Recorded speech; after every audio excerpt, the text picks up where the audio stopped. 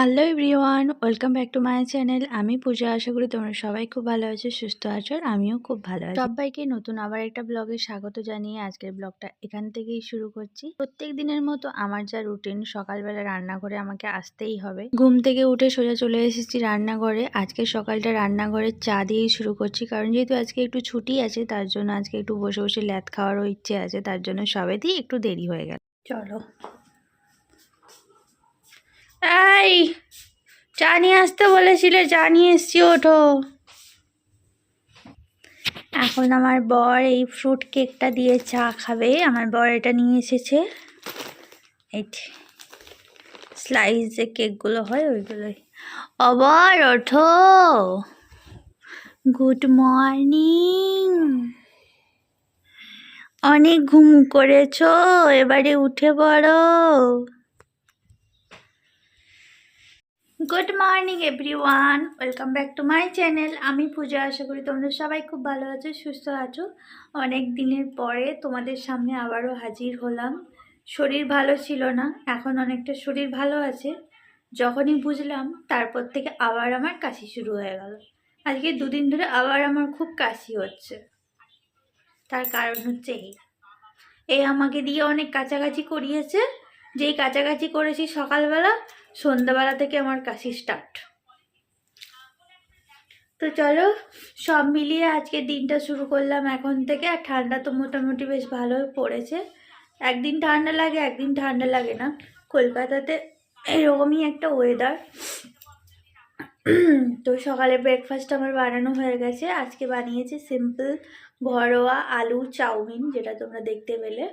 আর এখন চা নিয়ে এসেছি। এই যে এখন আমার প্রতিদেব শুয়ে শুয়ে চা খাচ্ছে, চা আর কেক। তো চলো, আমিও এখন চাটা খেয়ে নিই। আবার মনে হচ্ছে কাশি শুরু হয়ে যাবে। তো চলো, এখন থেকে ব্লগটা স্টার্ট করছি। সারাদিন যা কিছু করব তোমাদের সাথে শেয়ার করব, সাথে থেকো। এই যে আমাদের রান্নাটা এখনো চলছে। এখানে চিকেনের ঝোল হচ্ছে। এটা একটু বেশি পরিমাণই হচ্ছে। ওপরে যে বোন থাকে, ওকেও একটু দেব। ওকে এমনিতে কিছু হলে দিই, তো সেই জন্য একটু চিকেনের ঝোলটা একটু বেশি হচ্ছে। আর এদিকে হচ্ছে তেল ছাড়া যে মাংসটা। তোমরা যদি দেখে কেউ বুঝতে পারছো এটা তেল ছাড়া। আর সত্যি কথা বলতে দারুণ টেস্টি হয়েছে। আমি অ্যাকচুয়ালি জানি তেল ছাড়া মাংস হয় বলে, কিন্তু তোমাদের দাদাভাই খাবে কি খাবে না ভেবে আমি কোনোদিনও বানাইনি। তো কোথা থেকে শুনে এসে আমাকে বললো যে তুমি বানাবে, তো আজকে বানাবে। তো এটাতে গিলে আছে, মেটে আছে, স্টমাকটা বেশি পরিমাণে আছে। গিলেটা মনে হয় 2-3টে মতো আছে, আর মেটেও কম আছে, কারণ মেটে আমি খুব একটা খাই না, ওই খায়। আর এগুলো না এরকম কষা কষা করলেই বেশি ভালো লাগে।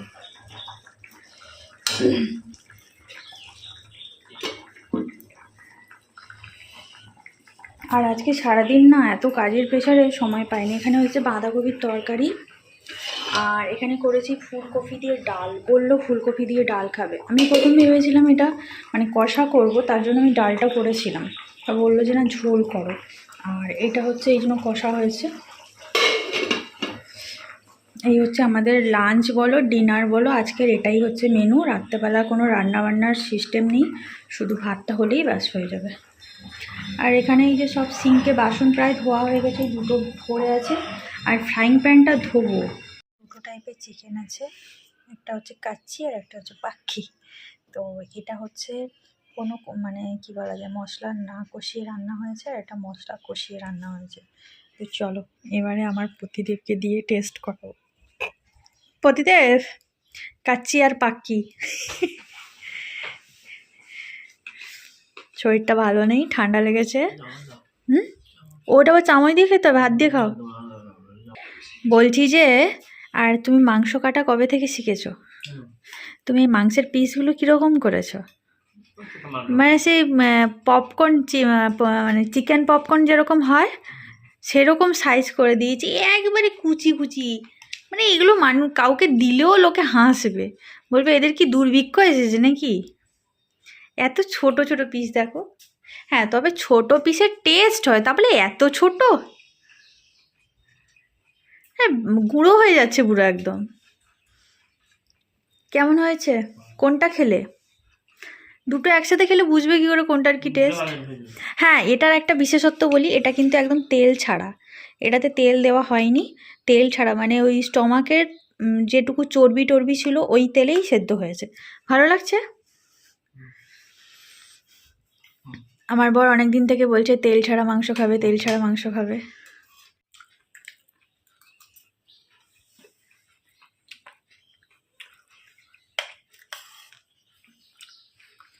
দিল তো দিল, আমার মুখে গোটা এলাচটাই দিল। ভালো হয়েছে, আমি পাই বেশি ভালো হয়। ভালো হয়েছে, খুব ভালো টেস্ট হয়েছে।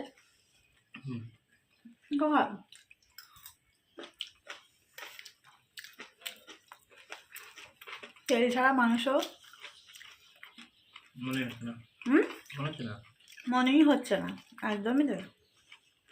আর যা সব ভেজাল খাচ্ছি তার মধ্যে আমার মনে হয় তেল ছাড়া মাংস খাওয়াই ভালো, তাই না? এখন ছোট ছোট মুরগিতে যা চর্বি, স্টমাকেই চর্বি আছে। ঠিক আছে, তুমি খাও, ওদিকে আমি দেখি কি অবস্থা।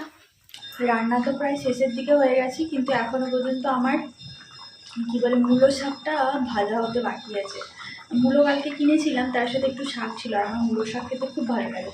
আগে ভাবলাম যে এই দিকে রান্নাগুলো আগে কমপ্লিট করে দিই, কারণ ওর শরীরটা ভালো নেই, সকাল থেকে সেরকম কিছু খায়নি, চার কেক খেয়েছিল, আর কিছুই খায়নি, কিছু খেতে পারছে না। তারপরে একটু আদা আর ঘি গরম করে দিয়েছিলাম, ওটাই খেয়েছে। এবং ভাবলাম যে তরকারিটা মাছের ঝোলটা হয়ে গেলে ওকে আগে খেতে দিয়ে দেবো, তারপর যেহেতু ওপরে বোনও আছে, ও খাবে, ওরও দেরি হয়ে যাচ্ছে, আমি ভাবলাম যে এদেরকে খেতে খেতে দিয়ে দেওয়ার পরে আমি আমার শাকটা বানাবো। এই জন্য এখানে এই যে পেঁয়াজ আর আদা আর পেঁয়াজ আর লঙ্কা একটু রেখে দিয়েছি, রসুন 2 কোয়া ছাড়িয়ে খেতে করতে হবে। শাকটা এখনও কাটাও হয়নি, আর শাকটা আজকে না করলে না কালকে আর শাকটা খেতেই পারবো না, হলুদ হয়ে যাবে। ঠিক আছে, চলো রান্নাটা কমপ্লিট হোক, তারপরে তোমাদের সাথে দেখা হচ্ছে।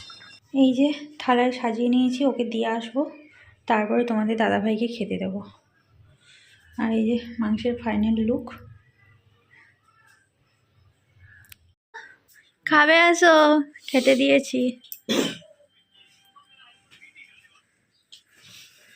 মাথা গরম নেই তো? খেয়ে একটা প্যারাসিটামল খেয়ে নেবে। চলো,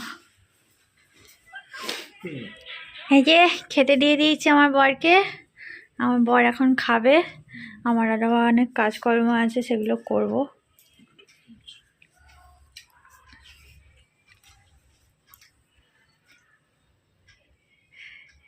এখানে দেখো ধনে পাতার একটা আচার দিয়েছি, যেটা আমি বানিয়েছি, তোমাদেরকে একদিন রেসিপি দেব।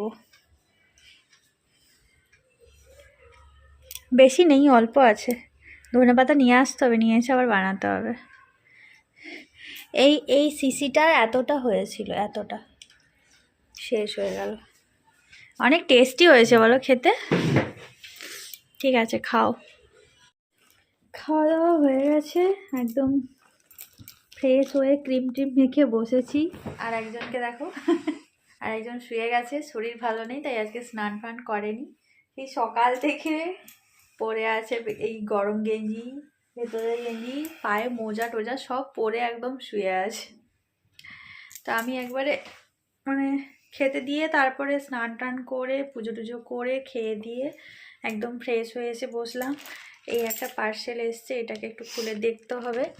এটা আমার বর করে দিয়েছিল, আমি জানতাম না, তোমরাও দেখলে বুঝতে পেরে যাবে, তোমাদেরকে বলেছিলাম আগের ভিডিওতে। আগে বের করি তারপরে বলছি। পার্সেলটা অনেক বড়, বুঝলে, রাখার জায়গা নেই। এই যে দেখো এইটুকু পার্সেল, এটুকুর একটা কি হতে পারে বলো তো?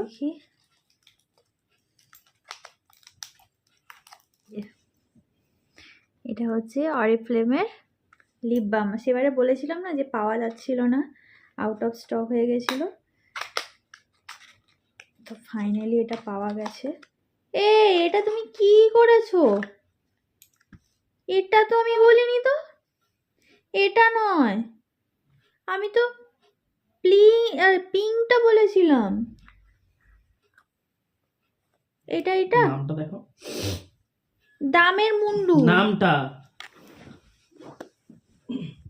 আর ওটার দেখো গেট আপ, আর এটার গেট আপ দেখো। আর ডুপ্লিকেট মাল দিয়েছে নাকি? রিটার্ন করো।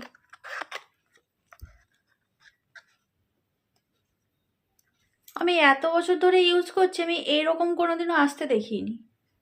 মানে মাথা আলাদা, বডি আলাদা, আর তারপরে মানে গেট আপটাই পুরো আলাদা।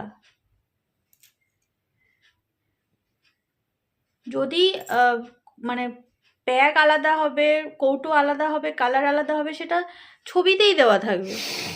ছবিতে দেওয়া আছে এক, এসছে আর এক। অদ্ভুত জিনিস তো।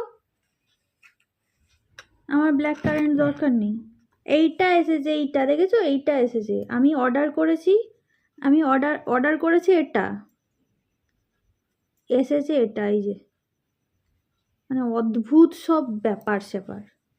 মানে ওরা ভেবেছে মানে অরিফ্লেমের বলেছে, লিপ বাম বলেছে, যা হোক একটা দিয়ে দিলেই হলো। যাই হোক, রিটার্ন করা হোক, দেখা যাক কি হয়, কি আসে আবার। আমার সাথে প্রথমবার এরকম একটা স্ক্যামবাজি হলো ফ্লিপকার্টে।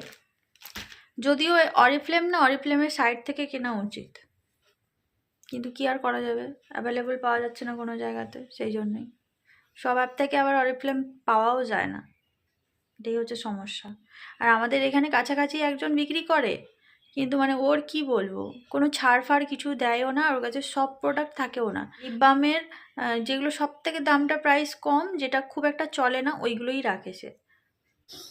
দুঃখের কথা কি বলবো বন্ধুরা, একটুক্ষণ শুয়েছিলাম, 10 মিনিটও ঘুমাইনি, চোখও লাগেনি। একজন আটো আটো আটো আটো করে করে উঠিয়ে দিল। নিজে যে ঘুমাচ্ছে তার বেলা কিছু না, সারাদিন কাজ করে এসে এলাম। এই যে মানুষটি মানে এত ডিস্টার্ব করে আমাকে। বাইরে যাবে বললাম, বাইরে গিয়ে চা খেলো না, আমাকে বাড়িতে চা করে দিতে হবে, বাড়িতে আগে চা খাবো তারপরে যাব।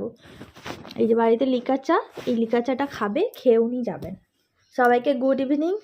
আমরা এখন চা খাচ্ছি, চা খেয়ে একটু বেরোবো, একটু কাজ আছে, যেতে হবে। রান্নাবান্না তো আজকে রাতে কোনো গল্প নেই, কারণ তরকারি তো করেছি দেখেছো, শুধু এসে ভাতটা করব। ভাতটা এখন আর করে যাবো না, কারণ ঠান্ডা হয়ে যাবে। শীতকালে না মানে গরম গরম ভাত তরকারি সবই গরম গরমই ভালো লাগে, তো সেই জন্য এসেই ভাতটা বসাবো। এখন চাটা খেয়ে তারপরে রেডি হয়ে বেরোবো। চা খেয়ে বসেছিলাম, ভেবেছিলাম একটু মার্কেটে যাব, তার আগেই দেখলাম, মার্কেটে বেরোনোর আগেই দেখলাম একটা পার্সেল এলো ফ্লিপকার্ট থেকে। যদিও আমি এটা অর্ডার করেছিলাম, আর আমার পার্সেলটা দেখে এত আনন্দ লাগছে কি বলবো, নিশ্চয়ই আমার মুখের হাসি দেখে বুঝতে পারছো। এই কাঁচের কন্টেনারগুলো অর্ডার করেছিলাম, আর এত ভালো কন্টেনারগুলো, কে আমি 1 বছর ধরে এই কন্টেনারগুলো টুকাট করে রেখেছিলাম ফ্লিপকার্টে, যে কবে দাম কমবে তারপরে আমি নেব। এগুলো 4টে না 645 টাকাতে আমি পেয়েছি। সত্যি কথা বলতে অসাধারণ এই কন্টেনার কোয়ালিটি বলো, আর এটা এয়ারটাইটও দারুণ। তো আমার প্রচন্ড পছন্দ হয়েছে, তাই আমি 4টে অর্ডার করেছিলাম। দেখলাম একদম সেম টু সেমই এসছে। দেখে হয়তো ছোট মনে হচ্ছে, কিন্তু এগুলো হচ্ছে 850 ml এর কন্টেনার গুলো, আর এত পছন্দ হয়েছে, প্রচুর এয়ারটাইট। দুধ, দই, লিকুইড জাতীয় জিনিস আমি ফ্রিজে রাখবো বলেই এই কন্টেনারগুলো কিনে। কন্টেনারগুলো কেমন হয়েছে অবশ্যই কিন্তু কমেন্ট করে জানাবে। তারপর রাত্রেবেলা আমি চলে এলাম এখানে একটু আচার বানাতে। আমি না ভিডিও করব বলে আমার মাথায় ছিল না, তার জন্য প্রথম থেকে আর ভিডিওটা শুরু করিনি। আর এগুলো দেখে চিনতে পারছো তোমরা, কি বলো তো? হ্যাঁ, এগুলো হচ্ছে কামরাঙা। তোমাদের দাদাভাই কালকে নিয়ে এসেছিল, আমাকে বললো যে কামরাঙার আচার করবে। আর এই যে আচারটা দেখতে পাচ্ছ, এটা হচ্ছে ধনে পাতার একটা আচার। এটাও তোমাদের সাথে আমি রেসিপি শেয়ার করব বলেছিলাম, কিন্তু ওই যে ভুলেই গেছি সবকিছু। তো ধনে পাতা তো এখনো মার্কেটে পাওয়া যাচ্ছে, শেষ সিজনে যখন ধনে পাতার আচারটা করে রাখবো তখন আমি তোমাদের সাথে অবশ্যই শেয়ার করব। আর এই কামরাঙাগুলো আমি বিকেল বেলা থেকেই কেটে রেখেছিলাম, এখন রাত্রেবেলা এগুলো আমি এখন আচার করে নিচ্ছি। তোমাদের দাদাভাই এত আচার পছন্দ করে কি বলবো, রাত 12টা বাজতে যায়, এখন আমি আচার করছি। নাও টেস্ট করে দেখো।